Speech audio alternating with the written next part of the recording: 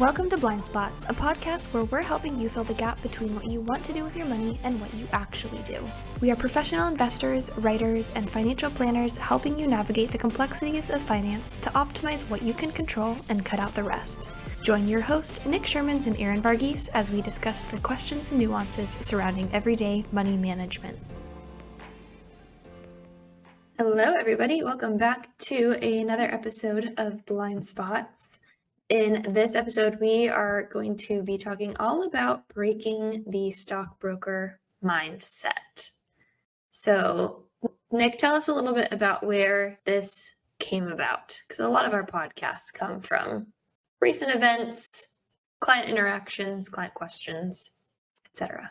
This topic came about from a new pure client who came from a big Wall Street firm, which is quite common for us. So 90% of Pure's clients come from bigger Wall Street firms.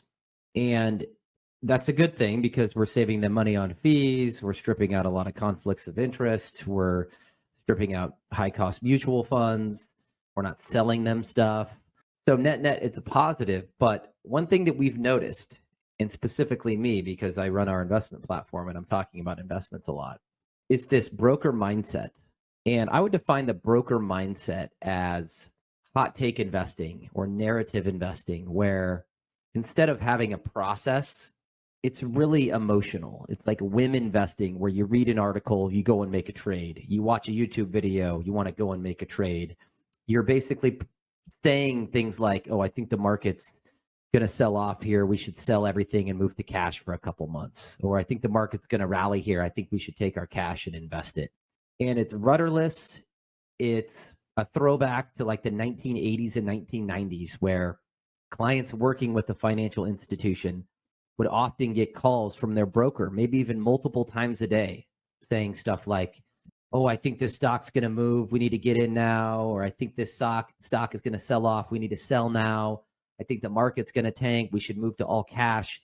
And it's just a really tough way to invest, because the more large active decisions that one makes, going from all cash to fully invested or fully invested to all cash, the more likelihood that you're going to be wrong. And what we found is we've had to unlearn and teach people how to think and teach people how to act and coach people on what content is good for them, what content is meaningful versus noise. And sometimes it's just a lot of baggage to unpack. And it's part of the motivation for why I enjoy writing the blog. And writing the blog might seem daunting to some to do that every week, but I enjoy it because if we can even help a few people think better and invest better, it's worth it. And the last thing I'll say is the skill set to be a successful investor in 2023, when information is coming at us, is much different than the skill set required to be a successful investor in the 1990s. Like if you put Warren Buffett had a great quote. He said, I never read or watch a prediction or forecast. He said, I only look at companies' balance sheets and income statements. And I think he was well ahead of his time, because he realized that people can say whatever they want. People can talk BS. And I'll get into the story of how this podcast topic came about. But Warren Buffett is not accidentally one of the best investors ever. He's very intentional about the information that he consumes. And if you watch everything, if you consume everything, then you really watch nothing. And it's actually worse off than watching nothing, because you're probably paralyzed and don't know what to do. Yeah, which we see happen a lot. So you kind of started touching on it a little bit, but let's talk through the way that brokers used to work in the past so that we can kind of go through a little bit of history and how the tides have changed. Well, when we get a portfolio from some of these household firms, it's basically a mutual fund salad, just a collection of crap. Like there's no obvious strategy. There's no obvious risk management framework. It's not obvious what the advisor's trying to do. They're just either collecting stuff or making knee-jerk, rudderless decisions. What do you mean by mutual fund salad? A mutual fund salad is just a collection of mutual funds, just random mutual funds. You know, I had a portfolio one time that transferred in that had like 50 mutual funds for a $500,000 account. And that was an inspiration for a blog, because some of these mutual fund names are super comical. Like you don't know what the hell's in them. Like the XYZ arbitrage strategy reverse repo fund. It's like, well, what the hell is that? Like, what does that even mean? And what are my risk exposures? Like, if you own a basket of mutual funds and you're reading these eccentric names, it's not obvious what you own. If you don't know what you own, how in the hell can you manage risk? Mhm. So it's stuff like that, just mutual fund salads, a collection of individual stocks. Oftentimes it's the stocks that were yesterday's winners and the position sizes are all screwed up. Like they'll own 30% in one stock and the portfolio performance is explained by this one stock. The range of outcomes might be super wide, the stock or company super risky, and it's the best word I can say is it's rudderless. It just makes no sense. It's not obvious what you're trying to do. There's no framework for making buy-sell decisions. It's just all whim investing. Okay, please continue with what you were saying before I interrupted you. Yeah, so that's how things used to work. Someone would call you up, you're sitting at your desk working, your broker would call you up and say, hey, I think we should buy Cisco stock. Okay, well, let's go ahead and place the order. He'd call you back, an hour later, or she would call you back an hour later. Hey, I think we should sell Facebook stock. I think it's going to tank. And then maybe sell the rest of your stocks too. Our research desk says the market's going to have a retreat of 10 to 20% over the next 3 months. Okay. Three months go by. Our research desk is saying markets could race higher from here. I think we should buy XYZ stock. That's how they made decisions. It was just shoot from the hip, pivots, going from all cash to fully invested and back. It was just really an S show. It was just randomly picking stocks and randomly selling stocks. So that's, of course, changed to how we operate today and how many other firms operate. So give me your ideal situation today. Well, our business has shifted from clients working with brokers to squeeze out the most return they possibly can, right? Most advisors back in the day would just focus on growing the assets. Like that's all they really cared about. And they did that with complete disregard for risk management, complete disregard for fees, for tax efficiency. The investment portfolio was really the end all be all. Now, the investments are still important, but more people are going to an asset allocation approach. They have a framework, a set of beliefs for making investment decisions. You're not market timing. Sure, there's still folks that do that operate off the old broker playbook. But most people that are retired or about to retire don't need to shoot for the moon or to try to hit home runs. They're looking for reasonable returns while being mindful of risk. An all ETF portfolio, multiple asset classes, like building a portfolio that reflects the way they feel about risk, that complements their financial plan. That's more of the business today, which I think is a great thing. Also, people are interested more in financial planning, Social Security strategies, Medicare strategies, mapping out cash flows, tax efficiency, estate planning, more holistic advice. And I think that's a great thing. It's not just about the investment portfolio. So we're broadening our horizons, we're broadening our advice. But you still have some of these people that are operating off a 1985 playbook, both on the advisor side and the client side. And when we get one of these folks, which we get a few a month, sometimes the condition is really bad and we have to unlearn a lot of poor decisions and mindset. And oftentimes it's not so bad. And, other times it's somewhere in between. But this most recent one, there's just a lot to unpack. When you come across clients that have been conditioned with this kind of mindset, they're coming from a large brokerage firm, or what is the outcome or kind of pitfalls that you see as a result of being conditioned to work in that old way? At some point, the clients will poke their head up and say, there's got to be a better way. Like, this man's compass was off.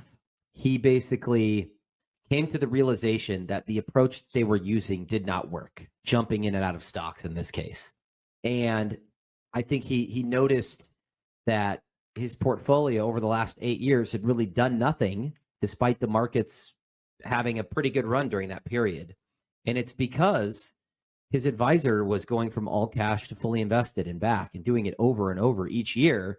Now, it turned out the advisor got paid for every buy and sell trade. So, and I hate to hear stuff like that, because this client was working with this advisor for 8 years and didn't know that. He thought he was just paying a fee. But the reason why his advisor was having him jump in and out of stocks was because each time off this $1 million portfolio, this advisor was probably making multiple thousands of dollars each buy and sell. So there was a misalignment of incentives. There was conflicts of interest. This client didn't know what he was paying in fees. He thought the management fee was the only one. And I think that's it all ties together. Like, you have to understand the incentive to understand the advice, right? And I think if our client understood how the broker was paid, he would be better able to understand why the advice was coming to him in that way. Mm-hmm. And we should have given this disclaimer probably at the beginning of the episode, but not all people are going to operate under that, in that way, where if you're incentivized by something, you're automatically going to kind of be a bad actor. But it isn't uncommon for that to happen. No, like, people, I've said this before, but people think that working with smaller companies is risky. Like, someone's going to take all my money. And while that has happened, right, it's rare, but it has happened. When you actually look at where the SEC fines pile up and the worst offenses, it's at the big firms. It really is. Year in and year out, it's at the big firms, and they get fined. Brokers get barred. Brokers steal money. And that's just what happens when the incentives are stacked up against you. I mean, a lot of these advisors at big firms get paid to sell stuff. Their companies have to report to Wall Street their earnings every quarter. They're putting pressure on their folks to sell and generate revenue. They're non-fiduciary advisors. They're salespeople cloaked as advisors. So if our advice-seeking client would have understood the incentive system for his advisor, I think a lot of this could have been avoided. But look, this guy's a successful small business owner. He put his trust in the wrong person. And unfortunately, he got burned. But as I told him, look, it's never too late to make a positive change. So now I'm not only unwinding the broken investment portfolio, I'm unlearning a lot of these destructive behaviors that he's been conditioned, over the last almost decade. So we've named a couple that this person in particular experienced. What other habits do you see investors have that have been also conditioned in this way? People, and I've wrote blogs about this, but people go down these rabbit holes, and there's this overarching belief that things are going to get worse in financial markets, and there's no shortage of content that would support that, right? There's YouTube, there's podcasting, there's blogging, there's social media. And so actually this new client sent me an 1.5-hour video and said that he would like to discuss it during our next meeting. So I click on this YouTube video, and this man was saying the market was going to go down by 80% this fall. And my client and this new client wanted to talk about that and wanted my opinion on it. So I couldn't watch the video. If you've seen one, you've seen them all. So I quickly almost threw up, shut it off. And then I Googled the man who produced the video, right? This man had a YouTube channel. He gets paid for views and clicks and people that subscribe to his channel. He had a podcast. Same thing. Gets paid for listens, can sell ad dollars. He wants engagement. He wants people to check out his content, right? That was his business. He didn't operate in an investment firm. He wasn't investing capital. He wanted eyes on his content. What better way to get eyes on your content than to say the most outlandish crap that you can think of? All right. So I went back over the last 10 years through Google. This man was saying the market was going to go down by 80% every year for the last 10 years. I pointed this out to my client. Tell me how this is useful advice when this person is parroting the same thing over and over. And this new client was shocked, didn't know that was the case, didn't know that this man's business, his livelihood depended on engagement. He didn't know there was no penalty for being wrong. He didn't know this man had been parroting the same nonsense year over year. And look, I'm not pounding the table saying markets are going to go up. I don't know what happens next. I don't make predictions. If someone makes predictions, if your advisor is making predictions, run the other way. The last 3 years have shown no one knows anything. No one saw a pandemic coming. No one saw a war breaking out. No one saw a banking crisis in the first quarter of 2023. Quit trying to seek people out that make predictions and proclaim what happens next, because it doesn't end well. So I just shot our June market commentary video. I've got a whole series of evidence on bear markets and bull markets and how common back-to-back negative years are for U.S. stocks. And again, I don't know what happens next, but I'm a big fan of evidence. And it's just really hard to swim upstream and say stocks are going to fall by 40% this fall or next year. Or, I mean, people, it's all about engagement, opens and clicks. Like that's not actionable investment advice. Like so someone asked me what would happen if Russia nuked the US and like how we would position the portfolio in that case. I don't have an answer for that. I think a lot of times, and this goes for anything, not just investing, but people don't really think through the question that they're asking. It sounds reasonable in your head, like if some major event happened, then what?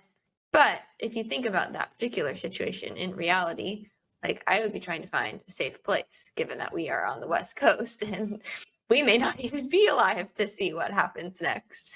So I think trying to play out the scenario in your mind, like where would I be? What would I be doing if XYZ happened, can help bring some of these extreme events into reality.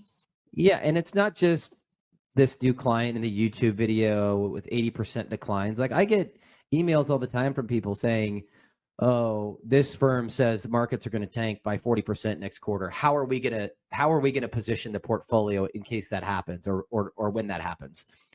Like these forecasts are a certainty. And let me give you some stats here because I track all this stuff. I pay very close attention. The average Wall Street forecast, meaning an aggregation of the 25 biggest Wall Street firms, the smartest people on the planet, the most highly compensated folks that manage the most money on planet Earth, get their S&P 500 prediction wrong on average by 14% a year. 14% a year they're wrong. That's not a prediction. That's a wild ass guess. All right. Most people, if you're that wrong, you don't have a job. But there's an appetite for this kind of stuff. People consume it. They like the illusion of control that someone somewhere out there knows what happens next. It's BS. In 2022, the consensus Wall Street prediction for the year 2022 for the S&P 500 was up 6%. They thought the market was going to go up by 6% in 2022. It was down by 20%, an error rate of 26%. I mean, that's egregiously wrong. People still listen to them like it's gospel, like it's this set in stone narrative. Again, no one knows what happens next. But to the bearish investor, to the perma pessimist, to the rat hole guy doom scrolling on his phone that thinks the market's going to go down by 80%, stocks generally want to go up. They don't need a reason to go up. They don't need the economy to line up with the market. They don't need a neat and tidy narrative. The market's job is to make as many people on earth look as stupid as possible. And markets generally want to go up. 70% of the time, going back over 100 years of data, the market goes up. 20% of the time, the market goes down. 10% of the time, the stuff gets weird. Okay? If you think in probabilities, your life's going to be much easier. We should be less surprised by surprises. When the market goes down, it's not a sign that something's broken or the world's against you or your portfolio's broken. Markets go down roughly 20 to 30% of the time. It's the cost of admission. But if I say that on CNBC, if I say those stats on CNBC, they're never going to have me on the show again. I come off as an idiot. I come off as aloof to risk. I have my head in the sand. I'm some boring bureaucratic moron. But that's the most likely outcome. It truly is. That's what's happened. You fast forward the next 30 years, that's probably what's going to happen. But if I go on CNBC and say, hey, dude, the banking system's going to fail. The US dollar is going to turn to toilet paper. A nuclear war is going to break. I come off as like, I'm trying to help you. I'm sophisticated. I'm an intellect. I'm a savant. You're probably going to lean in and say, this guy's a badass. This guy knows what's going on. You're going to share the article on Twitter. You're going to send it to your family. It's all BS. It's all a big game. Quit playing that game. On that particular YouTube video that you were sent, I read through some of the comments just to see what people were saying, and they were very mixed. They were either, this guy's plugged in, he knows what's going on, I've been following him for years, whatever. Or there was one that I thought was particularly funny. They said something along the lines of, if this guy had followed his own advice, he would be bankrupt himself. Right. No, and that's a really good point. And I say this a lot.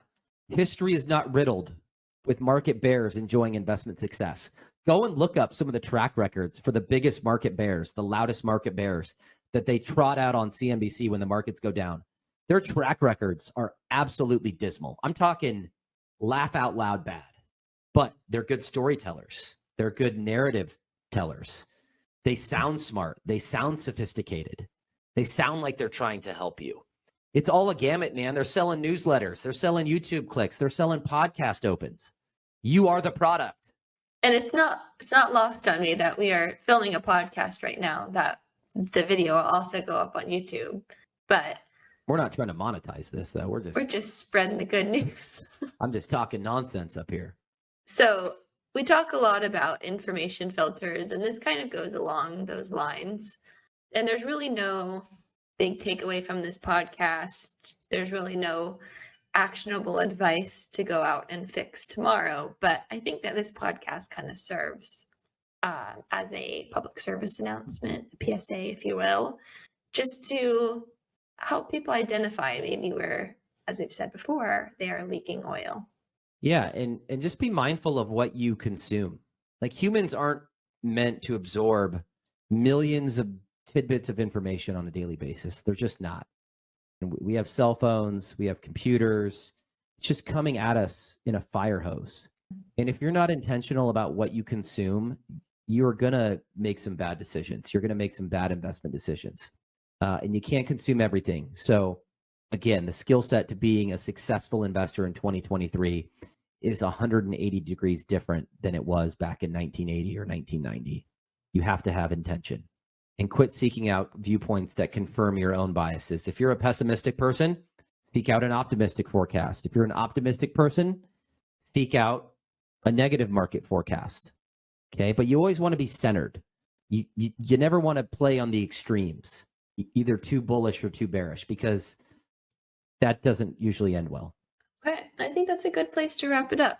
As we were preparing for this podcast episode, we wanted to kind of bring this topic as top of mind to anyone out there who is listening that might say, that might be me. Maybe there's something here that should be addressed.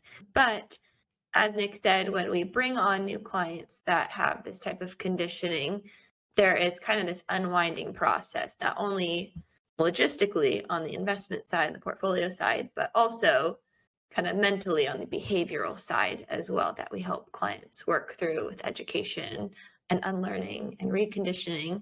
So Nick will be filming a video that will come out sometime in July, going through what that process looks like with new clients. So stay tuned. Okay, that is it for this episode of Blind Spots. We will see you in the next one.